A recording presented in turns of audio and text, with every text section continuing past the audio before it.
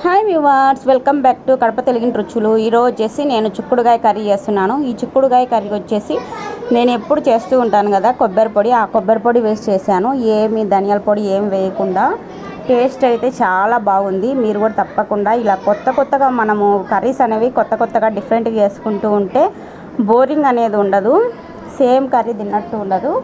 So మీరు చిక్కుడుగాయ curry వచ్చేసి ఇలా అయితే ఒకసారి ట్రై చేయండి. చాలా బాగా వచ్చింది. చపాతీలోకి కానీ అన్నంలోకి కానీ చాలా బాగుంటుంది. ఫస్ట్ అయితే మనం చిక్కుడుకాయలను ఒలిచి పెట్టుకోవాలి, ఇలా డివైడ్ చేసి పెట్టుకోవాలి.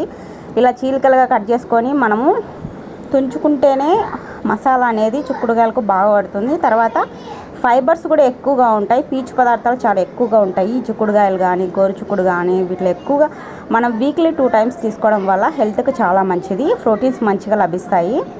ఇంకా ఫస్ట్ అయితే మనం ఒక ప్యాన్ తీసుకొని అందులో 1 or 2 స్పూన్స్ ఆయిల్ తీసేసుకొని, ఆయిల్ హీట్ అయిన తర్వాత మనం పోపుకి వచ్చేసి మినుములు, తర్వాత ఆవాలు, జీలకర్ర, ఎండుమిర్చి, కరివేపాకు, ఎండుమిర్చి, ఇలా శనగపప్పు ఇలా మనం పోపుకి అయితే ఏవైతే డిఫరెంట్ స్టైల్లో వేసుకుంటుంటారు కదా, ఈ పోపు అయితే మనం వేసేసుకొని నెక్స్ట్ బాగా పోపు అనేది మనకు మినప్పప్పు బాగా వేగితేనే ఆ ఫ్లేవర్ తినేటప్పుడు మనకు తెలుస్తుంది. నెక్స్ట్ వచ్చేసి ఇందులోకి చిక్కుడుకాయలని బాగా వాష్ చేసుకొని చిక్కుడుకాయలను ఇందులోకి యాడ్ చేసుకున్న తర్వాత ఈ స్టేజ్లోనే మనం సరిపడినంత ఉప్పు, పసుపు అనేది ఈ స్టేజ్లోనే వేసుకొని బాగా స్లో ఫ్లేమ్లోనే కుక్ చేసుకోవాలి. స్లో ఫ్లేమ్లోనే బాగా వేపుకోవాలి. ఈ చిక్కుడుకాయలు సరిగా వేగకుండానే మనం టమోటాలు యాడ్ చేయొద్దు.